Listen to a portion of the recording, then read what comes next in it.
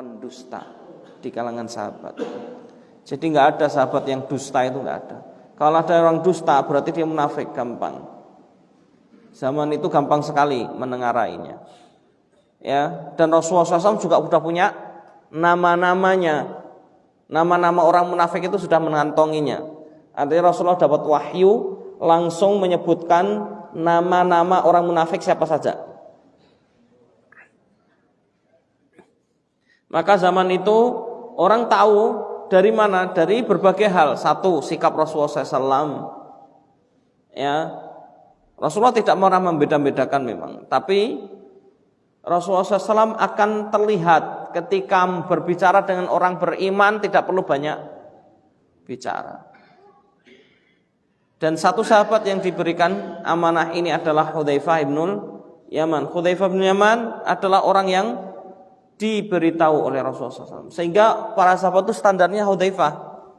Lihat Hudzaifah kalau ada orang ya, kemudian Hudzaifah itu agak jaga jarak gitu ya. Nah, ini berarti orang munafik orang itu. Karena Hudzaifah tahu semua nama-namanya. Gampang zaman itu. Enggak ada seorang sahabat pun yang mendustakan dari Rasulullah SAW. Karena mereka enggak berani. Jangankan mendustakan. Ini mukadimah dulu ya hari ini. Jangankan mendustakan Rasulullah SAW. Para sahabat itu menganggap sesuatu yang dibenci oleh Rasul, ya, Sallallahu Alaihi Wasallam, Rasulullah SAW benci terhadap ini. Itu para sahabat akan menganggapnya haram. Bagi para sahabat sendiri, mereka akan, oh jangan, ini dibenci sama Rasul, nggak berani. Makruh kalau bahasa kita. Makanya istilah makruh itu zaman sahabat itu haram dianggapnya. Karena gimana? Sesuatu itu dibenci oleh Rasul, berarti dibenci oleh siapa? Allah SWT. Kalau dibenci, lah gimana kita mau dapat cinta dari Allah dan Rasulnya? Wong kita cari apa? Kita cari ridho dan cintanya Rasul dan cintanya Allah SWT. Kok kita malah melakukan sesuatu yang dibenci gitu loh istilahnya. Ini Rasulullah SAW, para sahabat menanggapi apa yang dibenci oleh Rasulullah SAW. Maka Rasulullah itu hati-hati sekali. Enggak usah begitu. Sesuatu yang Rasulullah tidak pernah meninggalkan, para sahabat enggak akan meninggalkan. Contohnya salat witir. Itulah mengapa kaidah kalangan Abu Hanifah atau madhab Abu Hanifah itu mengatakan salat witir itu wajib. Salat witir itu wajib. Ya. Wajib hukumnya salat witir, tetapi salat witir tidak termasuk dari fardu. Karena wajib dan fardu dalam mazhab Abu Hanifah itu berbeda. Ya. Kalau mazhab Syafi'i dan mazhab Hambali atau Imam Ahmad bin Hambal sama, fardu dan wajib. Tapi bagi Abu Hanifah beda. Fardu itu wajibnya sampai derajat rukun. Kalau wajib tidak. Gitu ya. Dan ini Masya Allah nanti berkaitan dengan turunannya macam-macam. Makanya kalau ada orang enggak sholat witir, dia dosa bagi Abu Hanifah, tapi tidak sampai disebut kufur. Tetapi kalau enggak sholat duhur, sengaja disebut kufur. Ya, nanti turunnya beda. Baik. Sama Allah SWT. Ini Abu Hanifah, makanya beliau tidak banyak berpegang hadis. Kenapa? Hari itu banyak sekali mendustakan hadis. Banyak sekali orang yang ngaku dari Rasulullah SAW, padahal enggak ada. Bahkan ada orang yang bertobat, lihat ya. Ada satu orang dianggap ulama di zaman itu, bertobat kepada Allah SWT, kemudian dia mengakui, aku telah mendustakan atau aku telah membuat hadis palsu sebanyak 70.000. Coba bayangin Pak, padahal hadis sudah menyebar, sudah telanjur menyebar. Ya, apalagi orang itu dianggap ulama di zaman itu ya. Banyak Itu zaman itu, apalagi zaman kita ya. Lebih parah kalau zaman kita. Ya, mendustakan hadis dibilangin malah tambah ngeyel. Ya. Banyak sekali faktor yang bisa menjadikan mereka mendustakan hadis ya. Banyak sekali faktornya. Ya, ada yang faktor duniawi, ada juga faktor yang karena apa? Karena iri. Si ulama fulan punya hadis banyak sekali dapat hadis. Ya, karena nuansa apa ya? Nuansa perlombaan itu, apa ya? Nuansa apa istilahnya kalau saingan. Ya. Itu besar sekali zaman itu. Saingan ilmu juga sama. Akhirnya kadang-kadang ya fitnahnya setan menjadikan mereka akhirnya apa? Hasad. Ya, dan lain sebagainya. Ya. Taib, itu adalah Abu Hanifah terkenal dengan Ashabul Ra'i. Al-Imam Malik rahimahullah disebut dengan Ashabul Athar atau termasuk Ashabul Athar, atau athar itu adalah yang berpegang teguh terhadap nas. Nas itu Al-Quran dan Sunnah. Dikenal mazhab Imam Malik seperti itu. Kenapa? Beliau berada di Madinah. Tentu berada di Madinah dengan berada di Irak beda sekali, jauh sekali. Di Madinah riwayat itu masih pendek. Riwayat itu masih pendek. Makanya kalau antum melihat silsilah hadis yang paling sahih menurut Imam Bukhari, riwayat gimana? Silsilah paling pendek yang dipilih oleh Imam Bukhari dan yang paling jelas-jelas. Apa silsilahnya? Kalau itu dari Malik, dari Nafi', dari Ibnu Umar, dari Rasulullah SAW. Berarti sebelum Rasulullah cuma berapa orang? 3. Ya. Kalau ada riwayatnya begini silsilahnya, ini riwayat paling sahih. Kata Imam Bukhari, as-sahul asanid Imam Bukhari. Kalau Malik meriwayatkan dari Nafi', dari Ibnu Umar. Kenapa? Malik ini muridnya Imam Nafi'. Nafi' muridnya Ibnu Umar. Ya, masih dekat sekali Imam Malik ya. Ibnu Umar jelas sahabat Rasulullah, enggak usah tanya udah. Nah, sedangkan kadang-kadang Abu Hanifah butuh panjang riwayatnya karena berada di mana? Di Irak, Madinah, kotanya Rasulullah SAW. Sahabat banyak. Di Basrah sedikit. Ya. Sedangkan Imam Syafi'i menggabungkan keduanya. Lihat ya. Imam Syafi'i menggabungkan keduanya. Ini Imam Syafi'i. Sedangkan Imam Ahmad ya lebih banyak menukil dari semuanya kemudian disimpulkan. Itulah mazhab Imam Ahmad. Kenapa saya menjelaskan ini? Supaya sebelum kita membahas kitabnya Imam Ahmad, kita tahu siapa Imam Ahmad dulu. Ya, ini adalah mazhabnya Imam Ahmad dari segi fikih. Adapun, perhatikan ya, adapun mazhab dalam akidah atau yang dipegang teguh dalam akidah dari 4 imam mazhab ini sama. Akidahnya apa? Akidahnya Ahlus Sunnah wal Jamaah.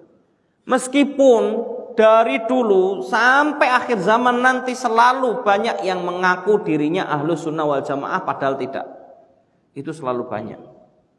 Ya. Maka lihatlah kesesuaian dengan bagaimana ulama-ulama ini menjelaskan 4 imam mazhab ini. Makanya kita dapati nanti Pak, ini saya jelaskan dulu supaya orang itu tidak salah dalam menukil, tidak salah dalam mengambil. Lihat ya, 4 imam mazhab ini, Abu Hanifah, karena yang lebih tua Abu Hanifah di antara 4 ini, kemudian Imam Malik, ya, kemudian Imam Syafi'i, dan Imam Ahmad. Ini sebenarnya kebanyakan adalah guru murid. Ya, kecuali Imam Abu Hanifah dan Imam Malik. Imam Abu Hanifah dan Imam Malik itu kalau musim haji sudah kesempatan untuk mereka diskusi. Itu biasa mereka. Debat iya, tapi mereka berteman. Abu Hanifah orang kaya raya. Abu Hanifah orang kaya raya. Ya. Terus nanti sebenarnya ada satu lagi di masa ini, semasa ini, masih semasa, selevel juga, yang ada di Mesir. Karena riwayatnya nanti sampai kepada Rasulullah SAW, yang mereka itu, yang beliau ini masih dekat riwayatnya juga. Ya, semasa. Ya ini siapa? Al-Laits bin Sa'ad, gurunya Imam Syafi'i. Al-Laits ibn Sa'ad. Ini gurunya Imam Syafi'i di Mesir. Ya. Makanya ini 3 orang ini sering mesti kalau udah musim haji ketemu debat. Ya. Debatnya enggak bikin baperan. Ya, debat ilmu. Selesai sudah rangkulan mereka. Masya Allah ya. Ini 3 ulama besar di zamannya. Ya, bahkan kalau kata Imam Syafi'i, ini komentar Imam Syafi'i ya. Komentar Imam Syafi'i tentang Al-Laits bin Sa'ad itu apa? Kata Imam Syafi'i begitu berguru kepada Imam Al-Laits bin Sa'ad pertama kali berada di Mesir, apa kata Imam Syafi'i? Al-Laits bin Sa'ad afqah min Malik. Laits bin Sa'ad ini lebih pintar daripada Imam Malik. Dari segi apa? Dari segi fikihnya. Ngerti nggak maksudnya? Keahlian dalam menyimpulkan dan lain sebagainya itu lebih hebat daripada Imam Malik, kata Imam Syafi'i. Karena Imam Syafi'i pernah berguru pada Imam Malik, pernah berguru juga kepada Laits bin Sa'ad, dua-duanya. Ya, namun kelebihannya Imam Malik apa? Ahli hadis. Banyak hadis yang beliau dapatkan dan lebih mudah dibandingkan yang lainnya. Gitu. Nah, artinya Masya Allah ya. Ini ulama-ulama besar di zamannya. Maka kemudian barulah Imam Syafi'i itu pernah berguru kepada muridnya Abu Hanifah langsung. Muridnya Abu Hanifah itu ada 2 yang paling terkenal. Sebenarnya ini juga murid-murid lah ya. Yang pertama adalah Abu Yusuf. Abu Yusuf ini yang kemudian dari Abu Yusuf ini setelah sepeninggal Imam Abu Hanifah, Abu Yusuf yang menggantikan untuk berfatwa. Ya. Sebenarnya di tengah perjalanan waktu belajar dengan Abu Hanifah itu sempat pengen keluar dari majelisnya Abu Hanifah. Ya biasa, bisikan-bisikan itu banyak. Bisikan dari jamaahnya. Dan itu di Indonesia juga banyak itu. Kalau di Indonesia akhirnya muridnya berani sama gurunya, itu yang naudzubillah. Kalau Abu Yusuf enggak. Nah begitu, bisikannya apa? Abu Yusuf, ya intinya jamaahnya sudah banyak ya. Kamu nih harusnya bisa punya majelis sendiri. Kamu sudah hebat lah. Sudah hampir setara dengan Abu Hanifah istilahnya. Kamu bisa punya majelis sendiri. Akhirnya beliau juga sempat ingin bikin majelis sendiri. Tapi kata Abu Hanifah, dan izin, Masya Allah ya, adabnya hebat sekali ulama zaman itu. Izin kepada Abu Hanifah untuk punya majelis sendiri. Maka jawaban Abu Hanifah, sebentar, kamu boleh bikin majelis sendiri, silahkan. Kamu sudah layak. Cuman kalau kamu bisa menjawab pertanyaanku ini, kamu silahkan. Kalau enggak, kamu mendingan di sini dulu deh. Guru lebih tahu tentang muridnya. Dikasih pertanyaan, satu pertanyaan yang menjadikan Abu Yusuf enggak jadi urung untuk bikin majelis sendiri. Akhirnya iya, dia mengakui ilmu saya masih kurang. Maka kemudian apa? Masih berguru pada Abu Hanifah sampai Abu Hanifah wafat. Namun Abu Yusuf ini umurnya enggak jauh dengan Abu Hanifah. Ya. Akhirnya ya umurnya juga enggak panjang. Akhirnya Abu Hanifah meninggal. Setelah meninggal Abu Yusuf menggantikan. Nah ada satu lagi muridnya. Di masa itu, di masa Abu Yusuf, beliau masih junior. Kalau bahasa kita Abu Yusuf sudah menjadi murid senior, sudah ulama. Nah, beliau ini masih junior, masih belajar. Namanya Muhammad bin Hasan Asy-Syaibani. Muhammad bin Hasan Asy-Syaibani inilah yang justru nanti madhab Abu Hanifah itu banyak menyebar oleh jasa beliau. Ya, salah satunya. Ya, ini Muhammad bin Hasan Asy-Syaibani ini berguru pada Abu Hanifah di masa juniornya dan juga berguru kepada siapa? Muridnya Abu Hanifah sendiri juga, Abu Yusuf. Jadi Masya Allah, makanya sering dikenal nanti ada 2 teman Abu Hanifah. Ada terkenal kalau dalam bahasa mazhab Hanafi itu. 2 teman Abu Hanifah itu ya Abu Yusuf dan Muhammad bin Hasan Asy-Syaibani. Nah, inilah menjadi gurunya Imam Syafi'i. Imam Syafi'i belajar dari Muhammad bin Hasan Asy-Syaibani. Ya. Jamaah sekalian Allah Subhanahu wa taala, sehingga Imam Syafi'i bisa menggabungkan semuanya. Nah, kemudian Imam Ahmad belajar dari Imam Syafi'i, yang Imam Syafi'i sudah mengambil semua. Ya, kemudian tinggal comot-comot, itu bahasanya gitu. Tinggal oh ya ini kurang. Tinggal begitu. Ya, maka disebut dengan nukil, ahlun nakal. Maka Ibnu Taimiyah juga mengatakan ketika menjelaskan akidah, tentang akidah, simpel.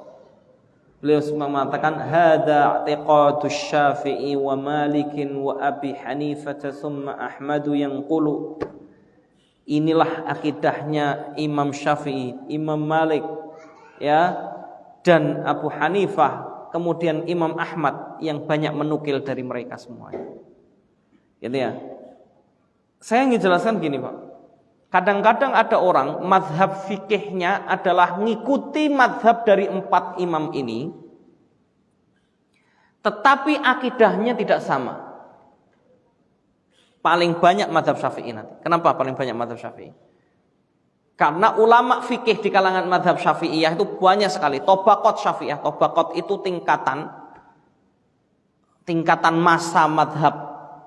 Paling panjang itu mazhabnya Syafi'iyah. Ya. Kalau mazhab Abu Hanifah, mazhab Imam Ahmad enggak begitu panjang. Ya. Imam Ahmad, kemudian masa kurun setelahnya kemudian muncul Ar-Rafi'i. Abu Ya'la, ya, muncul setelahnya Ibnu Qudamah Al-Maqdisi, sebelum Ibnu Qudamah Ibnu Jauzi, kemudian Ibnu Qudamah. Masanya enggak panjang dibandingkan mazhab Syafi'i yang panjang sekali tabaqatnya. Nanti ada Ar-Rafi'i, ya, sampai Imam An-Nawawi rahimahullah. Nah, Imam An-Nawawi rahimahullah inilah yang disebut sebagai pembaharu madhab Syafi'iyah. Ya, makanya kalau orang madhab Syafi'iyah ini masalah kita nggak banyak tahu madhab. Maksudnya wah itu madhab beda, nggak tahu apa. Ya, di madhab Syafi'iyah itu kalau sudah ada perbedaan, karena Imam Syafi'i pendapatnya dengan Ar-Rafi'i, ya, kemudian dengan Al-Qadhi Abdul Jabbar dan lain sebagainya, itu beda kadang-kadang. Statementnya beda pendapatnya. Kemudian Imam Nawawi juga berpendapat, maka biasanya mazhab Syafi'i akan mengambil apa? Pendapat Imam Nawawi. Ya, ini Masya Allah ya, kelebihan beliau. Yang moderat banget, hebat sekali. Taib. Saya lanjutkan mukadimah saya sebelum membahas nanti mukadimah kitabnya. Tapi ini mukadimah orang-orangnya dulu. Nah, kita dapati nanti banyak sekali buku-buku kadang-kadang disebutkan, ya, orang ini disebut dengan madhabnya Syafi'iyah, Fulan Asy-Syafi'i, gitu kan, madhab Asy-Syafi'i. Tetapi akidahnya tidak. Akidahnya ngikut Fulan, gitu ya. Iya, banyak. Sampai sekarang juga. Masalahnya kebanyakan orang sekarang tidak mengakui itu. Dia madhab Syafi'i, madhab Syafi'i. Padahal akidahnya nggak ngikut madhab Syafi'i. Akidahnya tidak ikut Syafi'i, nggak ikut Imam Syafi'i. Ya. Tapi mazhab fikihnya Syafi'i gitu ya. Tapi akidahnya dia nggak ngomong dari siapa, itu jeleknya. Tapi ada juga. Dan ini nyata, saya dengar langsung dari ceramahnya beliau. Tadi saya sebutkan namanya ya. Itu masya Allah, ya saya tidak mendiskusikan atau menjelekkan, tapi beliau mengatakan sendiri. Nah ini malah bagus nih, jujur nih, mendingan kayak gini. Saya atau kami, secara fikih kami mazhab Syafi'iyah, tapi akidah mengikuti Abul Hasan, ya, Al-Asy'ari. Jadi akidahnya Asy'ariyah. Saya akidahnya Asy'ariyah. Kita. Sudah jelas, jadi kita enak. Oh udah, ya udah, monggo. Itu loh, artinya enggak membuat abu-abu bagi orang awam. Ya, tapi orang ini ngaku ahlu sunnah, tapi enggak ngikuti mazhab Syafi'i dari segi, enggak ngikuti Imam Syafi'i dari segi akidah. Ini parah ini. Ya. Karena ikhwah fillah saya katakan 4 imam tadi inilah yang disebut mereka imam ahlus sunnah. Oke? Karena karena akidah mereka akidah ahlus sunnah wal jamaah yang masih benar-benar lurus. Mulai di bawahnya, saya tanya dulu nih, 4 imam mazhab ini mereka di masa tabi'in atau tabi'in? Harus paham ini. Mereka ini secara kebanyakan pendapat ulama mereka masa tabi'in, bukan tabi'in. Artinya masih ada jeda panjang kepada masa sahabat. Paham ya? Yang khilaf itu Abu Hanifah. Kalau Imam Malik jelas. Ya, karena Imam Malik lahir tidak pernah ketemu dengan sahabat. Enggak pernah ketemu sahabat Imam Malik. Dia hanya ketemu siapa? Tabi'in di masanya. Kalau Imam Muhammad jelas, Imam Muhammad semasa dengan Tawus, seorang tabi'in ya. Tabi'in senior ini Tawus yang menasihati Imam Ahmad itu waktu sakit. Saya ingat betul dengan nasihatnya ini, jadi saya itu terinspirasi ya. Imam Ahmad itu pernah sakit. Sakitnya sampai benar-benar enggak bisa duduk pun enggak bisa. Ini yang disebutkan oleh anaknya sendiri, anaknya paling hebat, anaknya Imam Ahmad, yakni Abdullah bin Imam Ahmad. Ini masya Allah, ketika bapakku sakit, dijenguk oleh tabi'in senior yang namanya Tawus. Tawus datang, saat itu bapakku lagi apa? Mengeluh. Jadi Imam Ahmad waktu sakit sekali, namanya sakit kadang, ya ta'awwah kalau bahasa Arabnya. Sakit, apa yang merasakan aduh kalau bahasa kita. Lalu ketika Tawus datang kemudian nasihati, wahai Syekh, ya, masya Allah ya, karena keulamaan Imam Ahmad itu melebihi dari ilmunya tabi'in bahkan. Itu secara ilmu. Ya, maka Tawus juga punya rasa hormat. Wahai Imam Ahmad, sesungguhnya aku pernah mendengar dari sahabat dari Rasulullah SAW. Barang siapa yang sakit kemudian mengeluh, maka pahalanya dikurangi. Jadi pahalanya dikurangi. Jadi kalau kita mengeluh tergantung nih mengeluhnya. Mungkin pahalanya tadinya 100%. Mengeluh 1 kali kurangi 1. Ngeluh 2 kali 2. Kalau saya boleh ilustrasikan begitulah. Pahalanya akan dikurangi. Maka kata Abdullah bin Muhammad, sejak saat itu bapakku tidak pernah mengeluh sedikit pun, meskipun sakit itu pada puncaknya. Kapan sakit pada puncaknya? Ketika meninggalnya Imam Ahmad. Ya, masya Allah, ini meninggalnya ulama itu musibah bagi masyarakat. Ya, musibah besar. Nah, ini Imam Ahmad ya. Semasa dengan Tawus ya, tapi ulama sepakat Imam Ahmad bukan tabi'in. Imam Syafi'i bukan tabi'in, sepakat. Imam Syafi'i itu kapan? lahirnya? Abad keberapa Hijriah? Akhir abad kedua. Sama sahabat masih jauh 200 tahun. Iya kan? Hampir 200 tahun masanya dengan Rasulullah SAW, jauh. Ya, ini Imam Syafi'i loh. Apalagi kita ya, yang kadang-kadang mudah menyalahkan ulama. Ya, padahal ilmunya nyontek aja nggak bisa. Ya, nyontek aja lo nggak bisa. Karena banyak orang sekarang nyontek salah, udah nyontek salah lagi. Wah, masya Allah ya, saking dedelnya itu. Ini benar. Ya, saya tidak mengkritisi orang, enggak. Maksudnya masa kita ini loh, termasuk saya sama, goblok sekali masih. Makanya saya nggak berani apa-apa ya, nyampaikan apa adanya. Ya, berfatwa, waduh jauh sekali. Ya ini ya, masya Allah ya. Kalau Imam Malik membawa Muwatta itu, saya bacakan Muwatta, kitab Muwatta kepada 70 dari 300 guru saya. Dan 70 guru saya ini memberikan apa? Lisensi. Antum ada yang S3 enggak? Antum S3, yang uji berapa orang?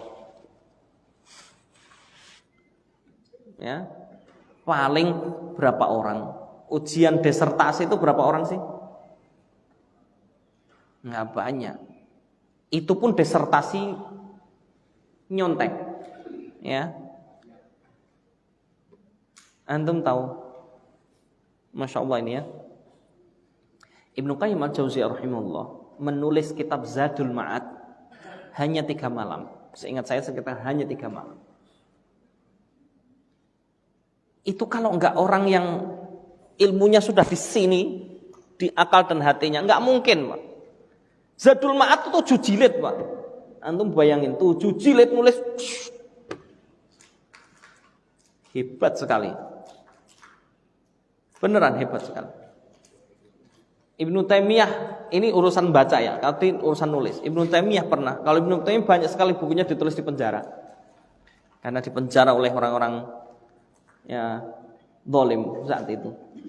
Yang dulu kan masa-masa peperangan dengan apa? Mongol dan Tatar ya. Beliau itu. Beliau pernah cerita, saya waktu kecil, umur belasan tahun, kemudian disodori kitabnya Ibnu Qudamah Al-Maqdisi, yakni Raudhatun Nadhir wa Junnatul Manadhir, kitab usul fikih.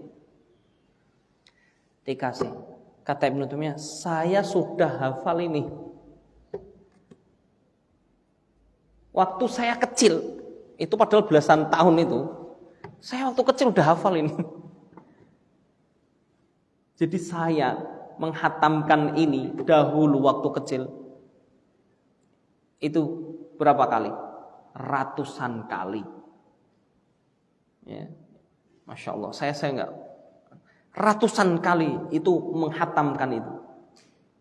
Jadi benar-benar hafal. Pertama kali membaca kitab Raudhatun Nadhir, dia baca dalam waktu berapa?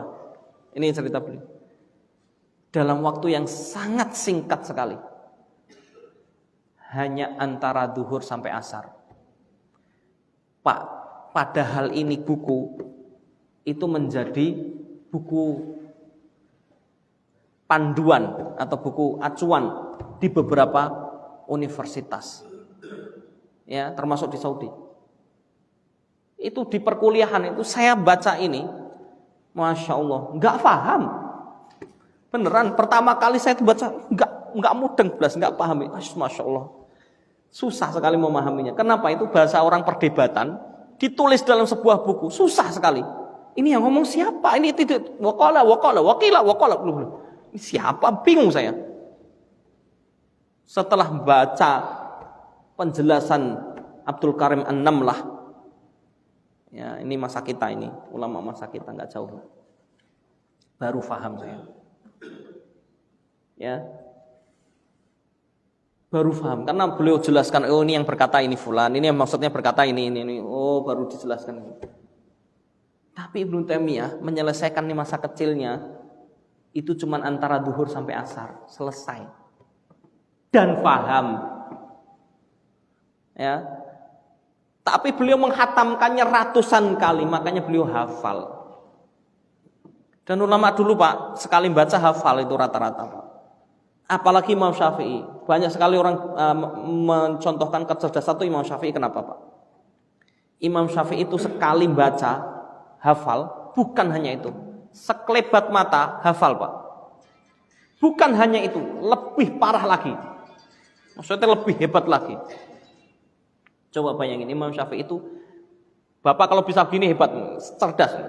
Coba aja nanti. Beliau bisa menghafal apa yang beliau lihat dan apa yang beliau dengar dalam satu waktu. Dua-duanya hafal. Ini kalau bisa hebat sekali. Yang baca dengan yang didengar, padahal beda nih yang dibaca dengan yang didengar. Dua-duanya hafal. Itu Imam Syafi'i. Makanya beliau kalau membaca nggak mau apa? Nggak mau ada kebisingan. Kan nanti hafal dia. Ditutup telinganya.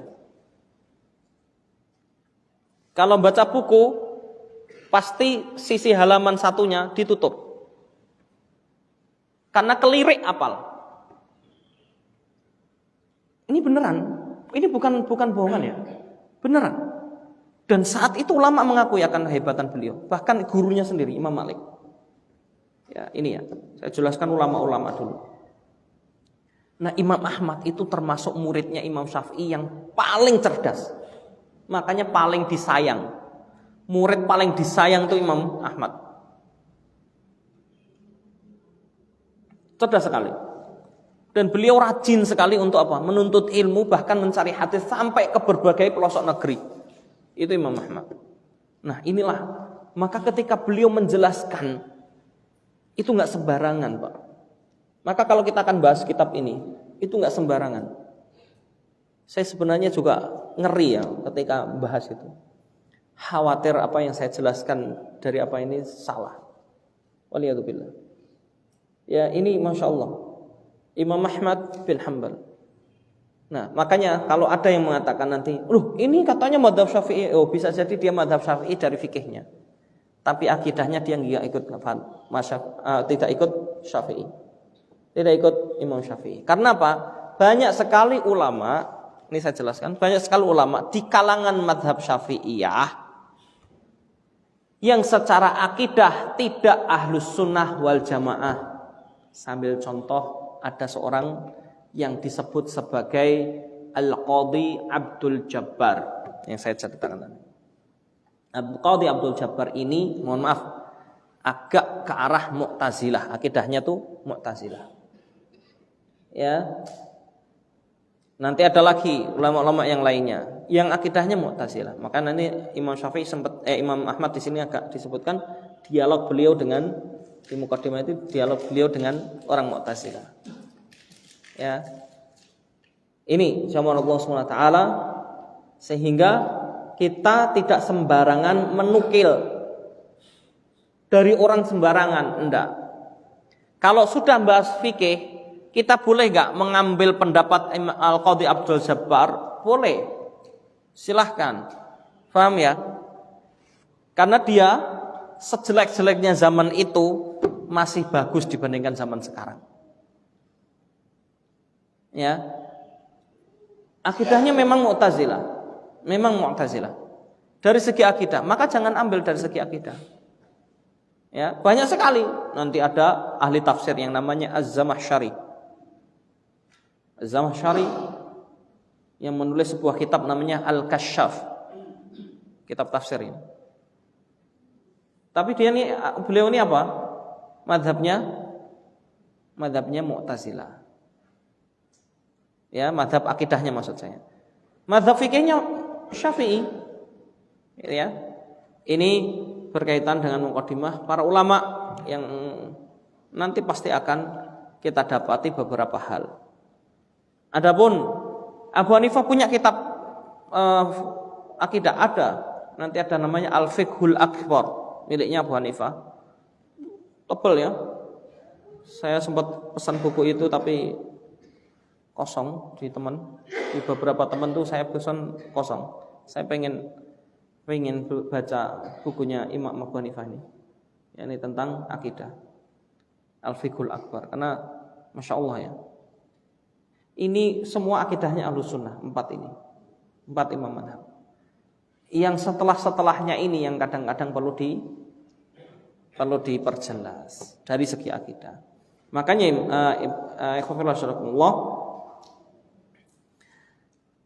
Imam Ahmad rahimahullah ya disebutkan dalam tarjamah di sini sebelum kita membahas. Imam Ahmad itu nama aslinya Imam Ahmad bin Muhammad bin Hanbal. Nama aslinya siapa? Ahmad bin Muhammad bin Hanbal. Kok langsung Imam Ahmad bin Hanbal?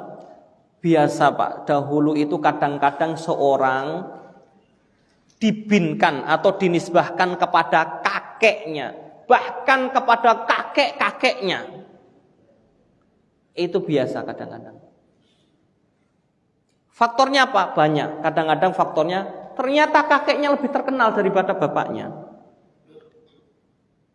Dan anak ini lebih dikenal, akhirnya dibinkan ke kakeknya langsung. Dan itu nggak masalah. Itu biasa. Ya. Bahkan mending ini dibinkan kakeknya, ada yang dibinkan neneknya.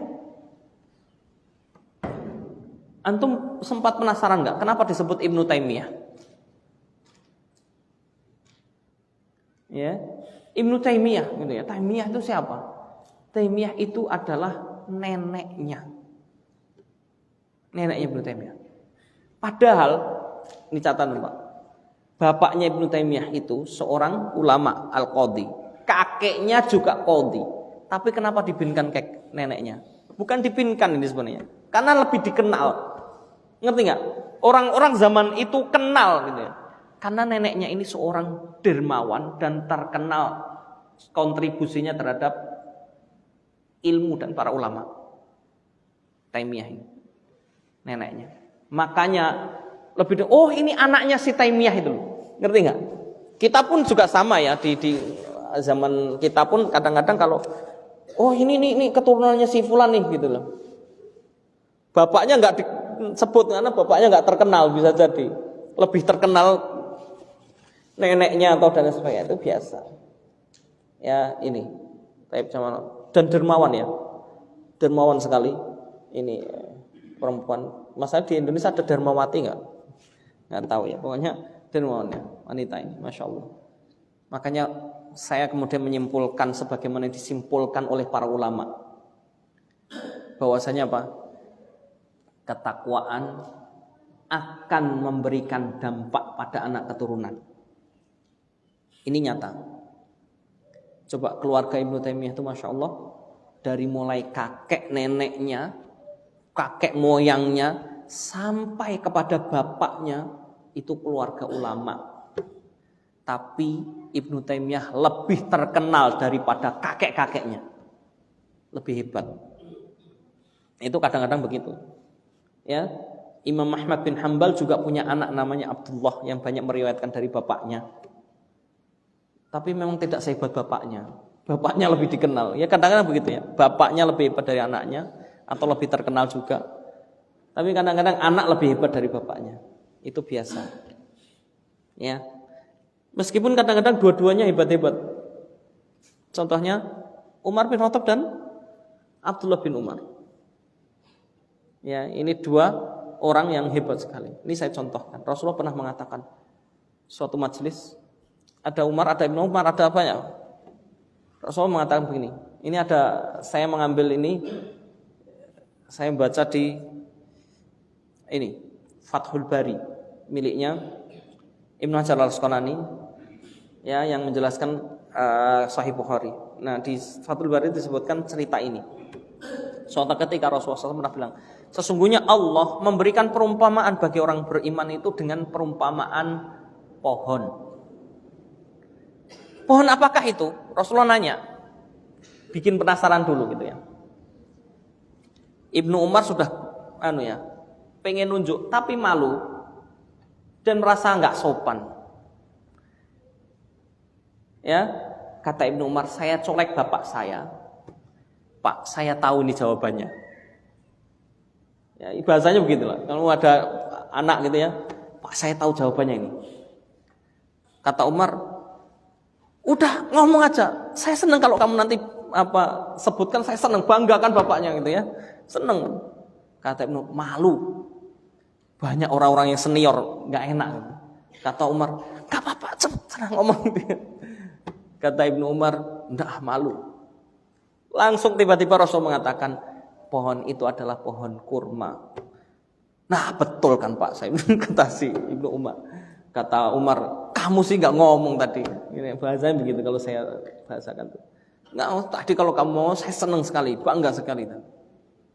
Ini ya, masya Allah ya, di majelis itu Ibnu Umar sudah kelihatan menonjol hebatnya. Nah ini, Naib Imam Ahmad itu namanya Ahmad bin Muhammad bin Hanbal bin Hilal Al-Arabi Al-Adnani Asy-Syaibani. Ya, antum tahu nggak Asy-Syaibani itu siapa? Jadi nanti banyak sekali saya tahu dari banyak-banyak riwayat syair ya. Syair Arab. Beliau ini Imam Ahmad tuh asli Arab. Jangan tanya ya. Arabnya Arab Adnan. Bukan Qahtan. Arab Adnan dan Asy-Syaibani. Ya. Arabi berarti secara umum Arab. Arab kan banyak. Arab itu ada dua macam, ada Qahtan, ada Adnan. Secara umum sebenarnya banyak ya. Ya, sebenarnya banyak, cuman sudah tidak diketahui. Ya. Contohnya gini. Kaum Samud, kaum Ad. Itu dalam riwayat disebutkan berada di area Arab, orang Arab. Orang Samud ya, kaum Samud terutama. Ya. Cuman anak keturunannya sudah tidak diketahui sampai kemana, itu sudah nggak terdeteksi. Setelah diadab itu terus nggak terdeteksi. Yang terdeteksi orang Arab tuh hanya dua. Satu Qahtan, yakni berada di Yaman.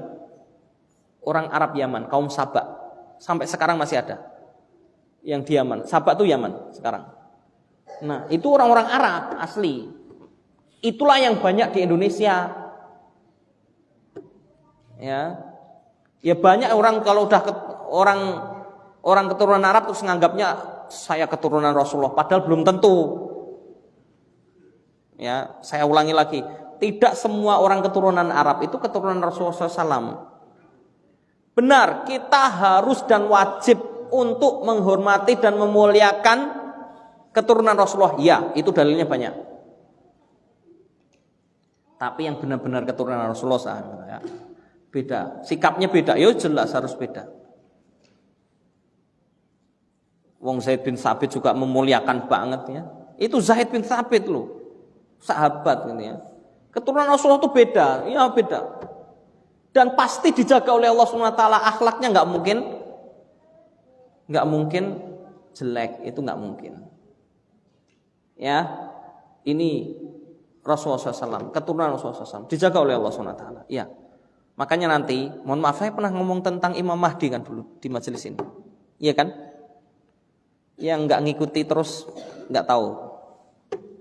Imam Mahdi itu keturunan Rasulullah SAW. Habib kalau bahasa orang sekarang. Benar. Habib, iya Habib.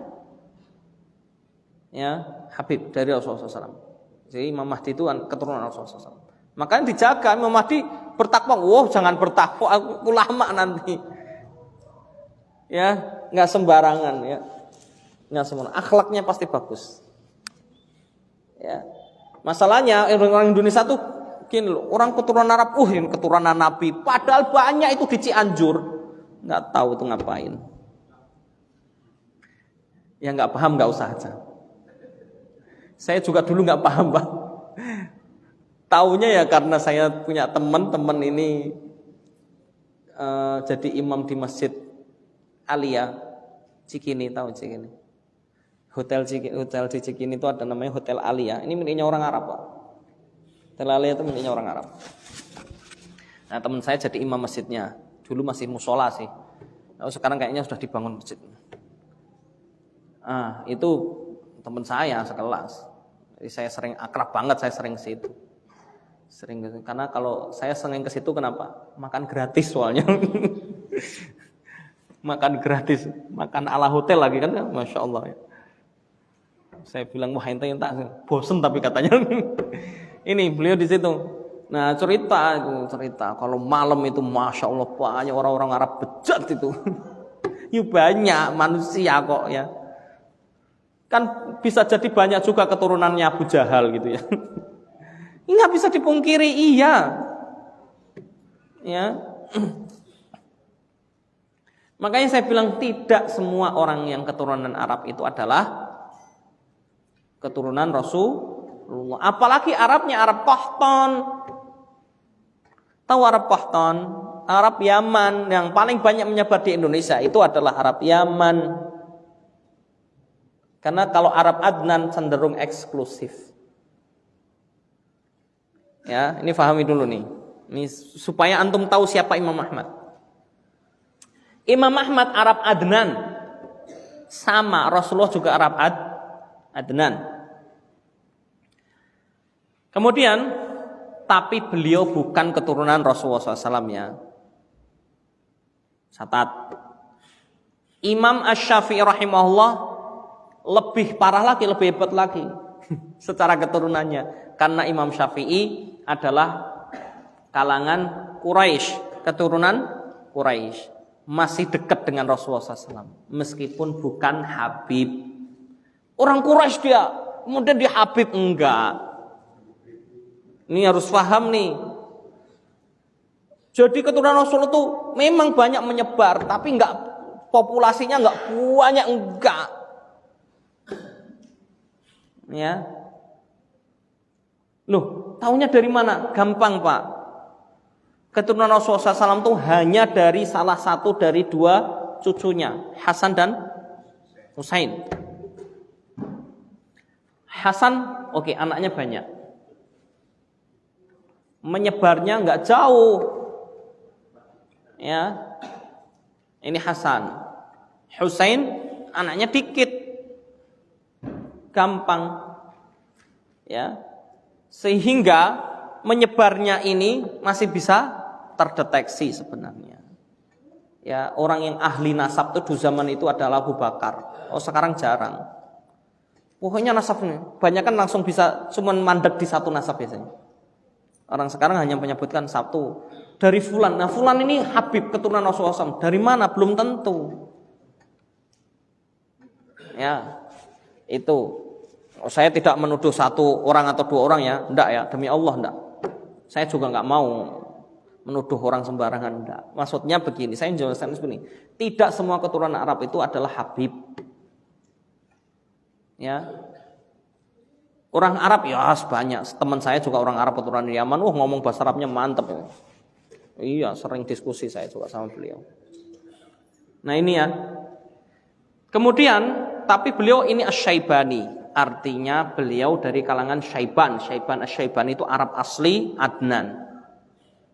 Yang dahulu populasinya di Jazirah Arab. Bukan di Yaman. Di Jazirah Arab, orang yang keturunan Yaman banyak juga. Ada sahabat namanya Hasan bin Thabit. Ini orang Yaman aslinya. Ya. Dan Adnan sendiri sebenarnya keturunan dari Yaman juga.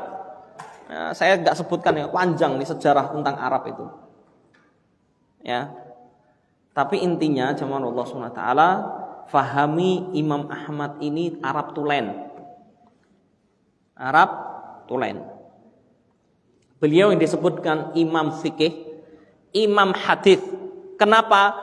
Karena tulisan hadis yang paling besar di zamannya, kitab hadis paling besar di zamannya adalah kitabnya Imam Ahmad yang namanya Musnad Ahmad.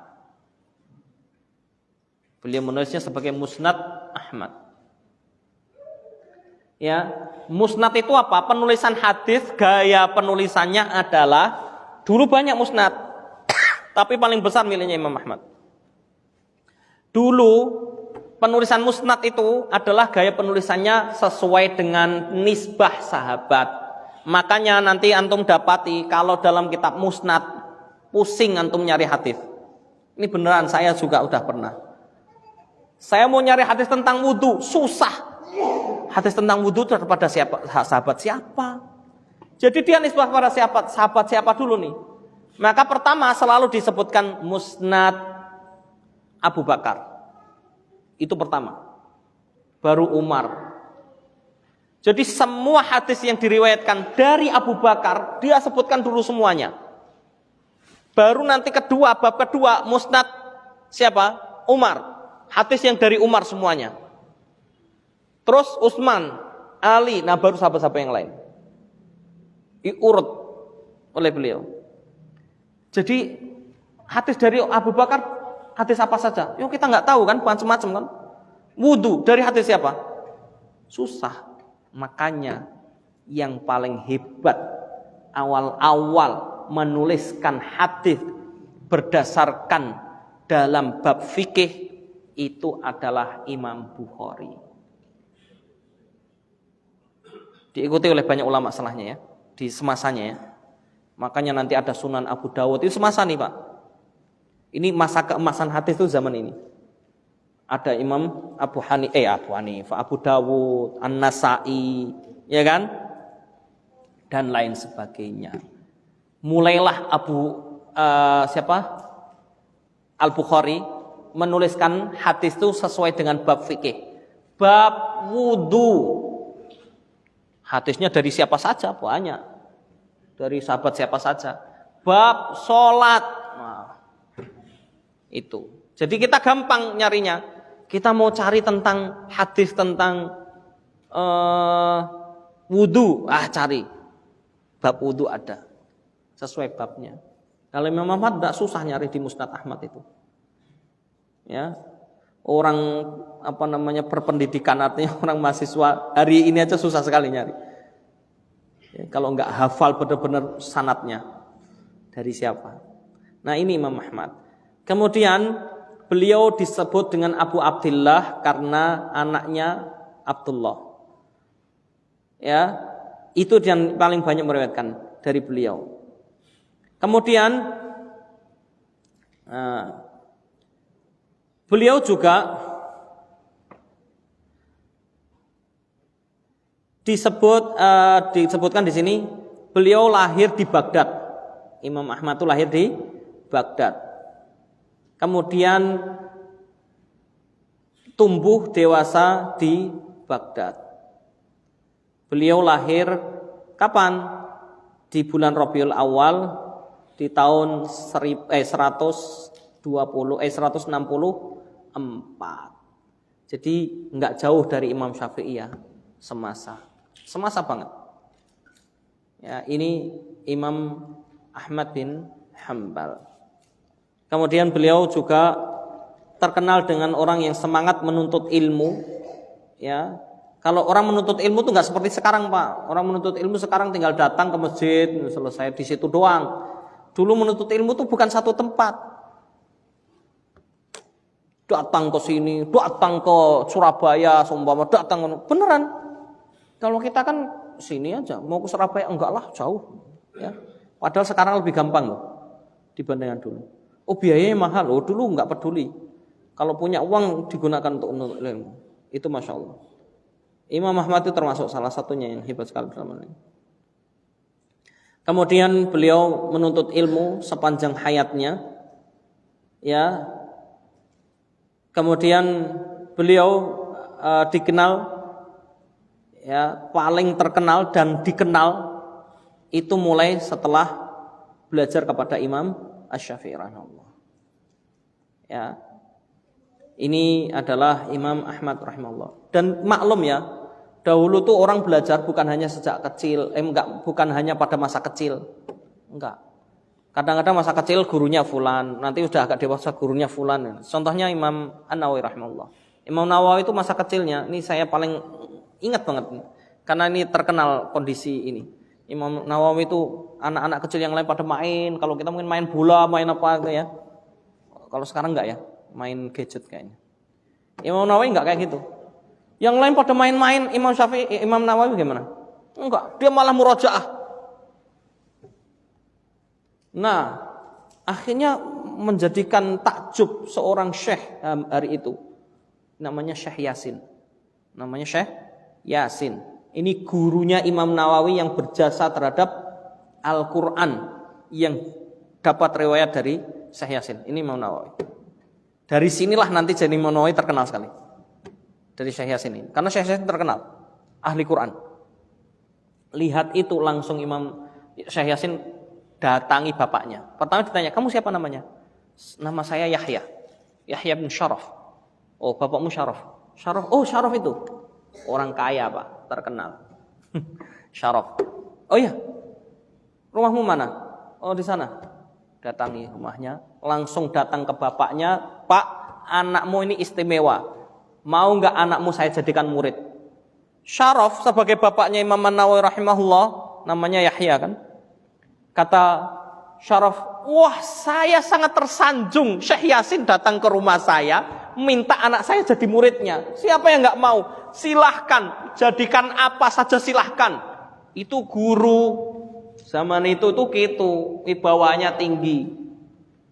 Ya, sekarang anaknya baru disentil.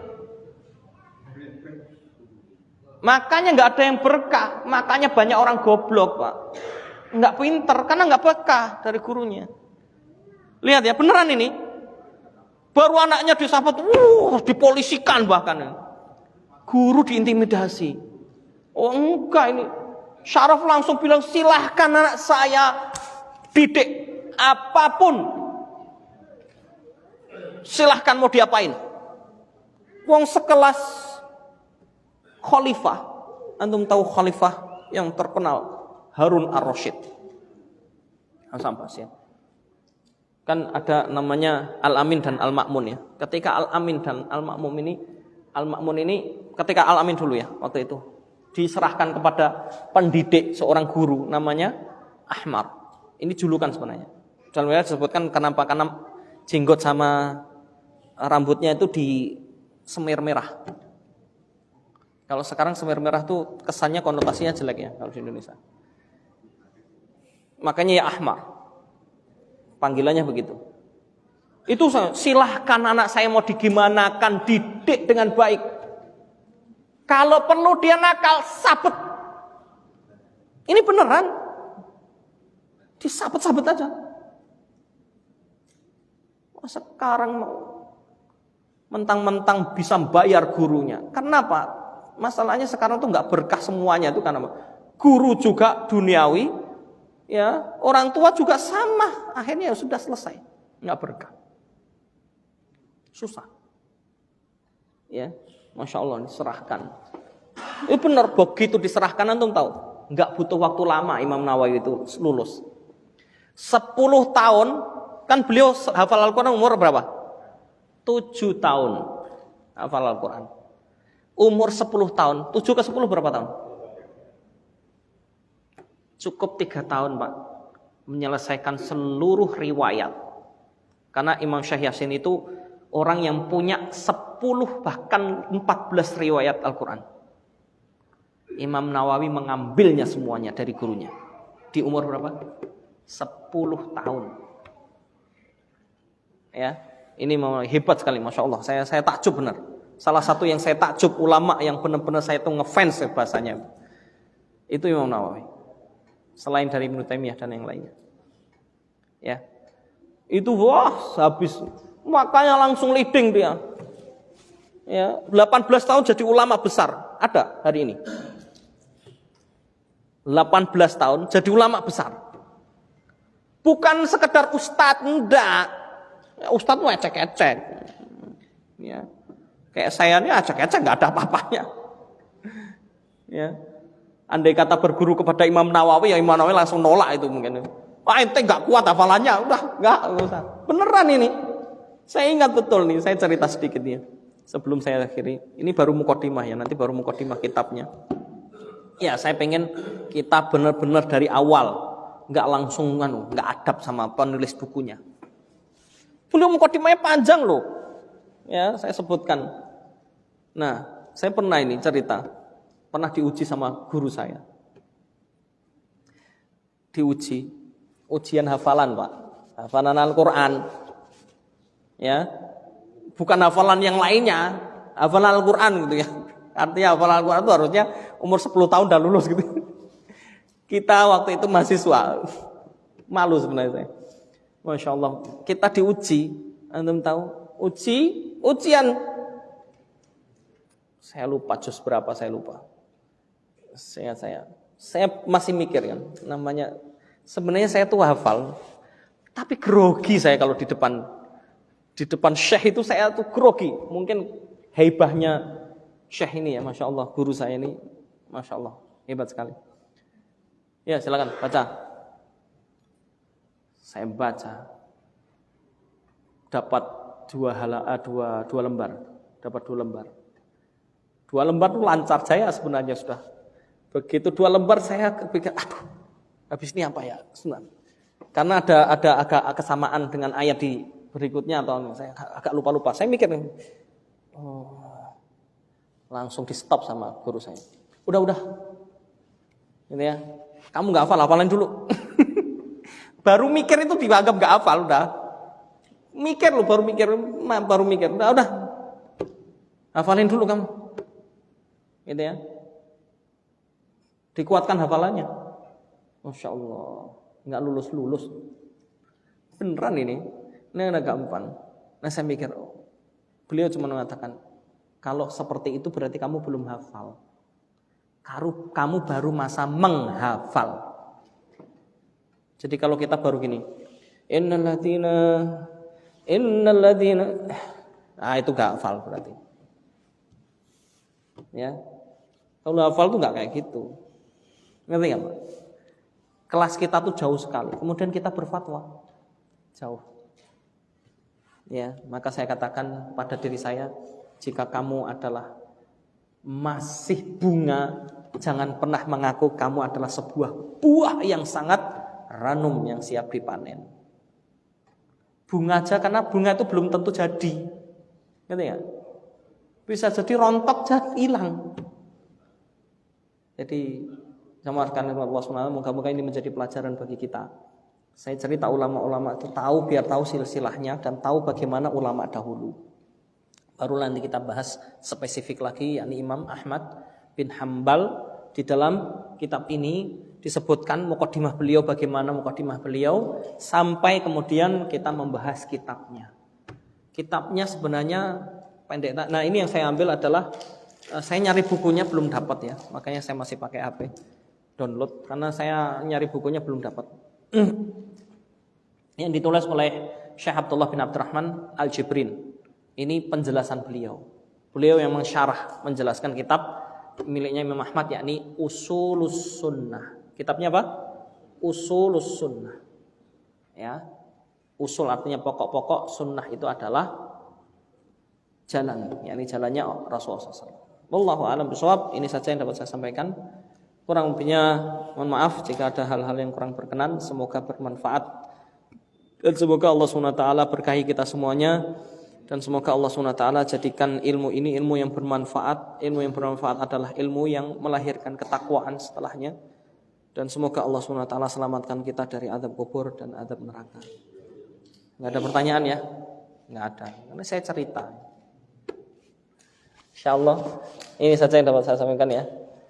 Kita akhiri dengan doa majelis. Assalamualaikum warahmatullahi wabarakatuh.